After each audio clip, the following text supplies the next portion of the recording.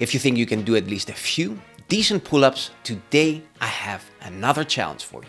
I'll be giving you 3 simple cues to practice strictly for at least 1 set, and after that, comment below and let me know how many reps, if any, you could get. Okay, so let's go. Cue number 1, at the beginning of your pull-up, focus on bending the bar while pulling your shoulders back, down and into your armpits. If you do this correctly, you'll notice that your chest will point slightly upwards. By the way, if you find this hard at first, you can also practice it with your hands over your head before getting on the bar. Cue number 2, as you're pulling yourself up, imagine that you're holding a walnut between your shoulder blades, squeezing it harder and harder as you get closer to the bar. Once you reach the top, pause for a split second and crush the walnut. Cue number 3, especially at the top, be very careful since most people tend to round their shoulders at this point, which is not only bad for your shoulders, but it also costs you muscle gains in the back department. To avoid this, instead of extending your chin to the bar, focus on bringing your chest to the bar while keeping your head back in neutral position. Just to be clear here, keep in mind that for a rep to count, you have to clear the bar at least with your collarbone. I like to go chest to bar, but again, collarbone above the bar will do. After that, release the walnut and go slowly and smoothly back down.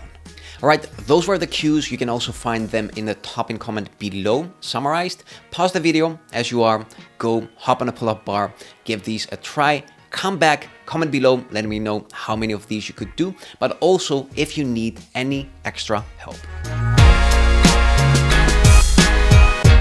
So cues like these are obviously going to make your reps harder, but this is how you build a rugged, strong physique while staying injury-free with calisthenics. If you couldn't do at least 5 of the pull-ups I shared with you with ease, and yet pull-ups are a regular part of your training, then you need to take a step back and pick the right progressions that allow you to practice perfect form at higher rep ranges. You know, obviously this doesn't only apply to pull-ups, but to all exercises. And as I like to tell the people that we coach in our Dad Bod Demolition project, you need to start where you are and not where you want to be.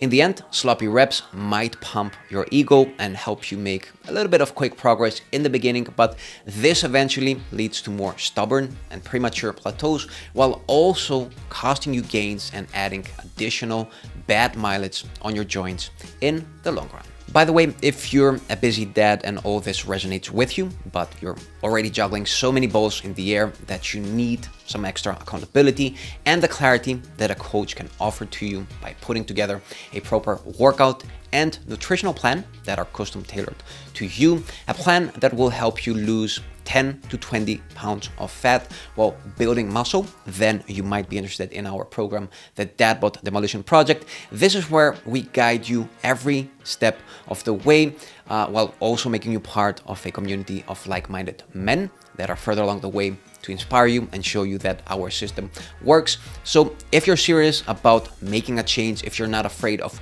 putting in the work and you want to turn calisthenics into a lifestyle habit, then you can learn more about our program by filling in the application that you'll find in the top comment below, after which I'll be getting back to you as soon as possible.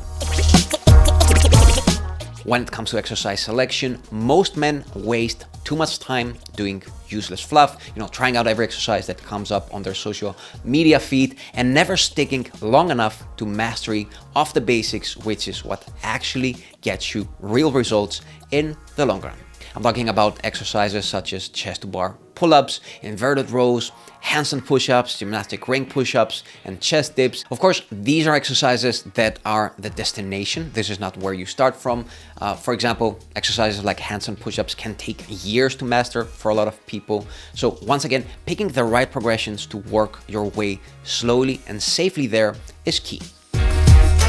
If you want to build muscle and get stronger, you need to make sure that you're putting in enough hard work. Now, there are different ways to do this, and Coach John has a great analogy to explain this.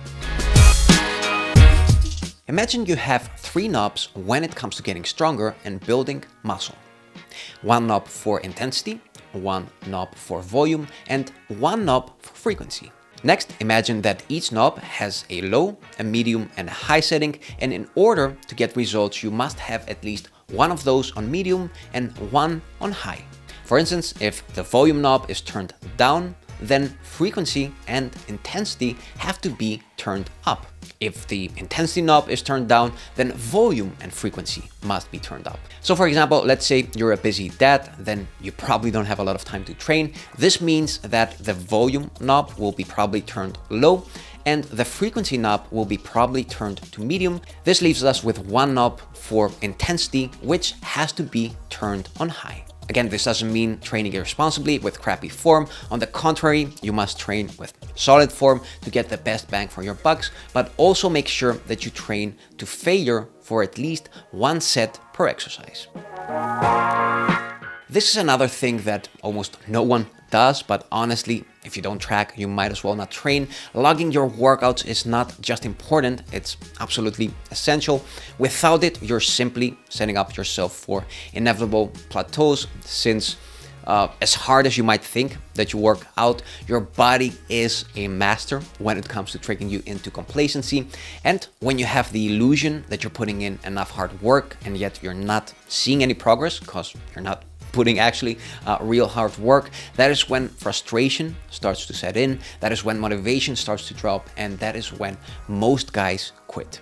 On the other hand, keeping a detailed workout log of your exercises, sets and reps, and competing against yourself every week, trying to get a tiny bit better than the last time, is the best way to see steady progress over time. Training this way gives you visual evidence of all those little wins, it boosts your confidence, and it makes it so much easier to stay consistent, which is why tracking is non-negotiable when it comes to our trainees in the Dadbot Demolition project.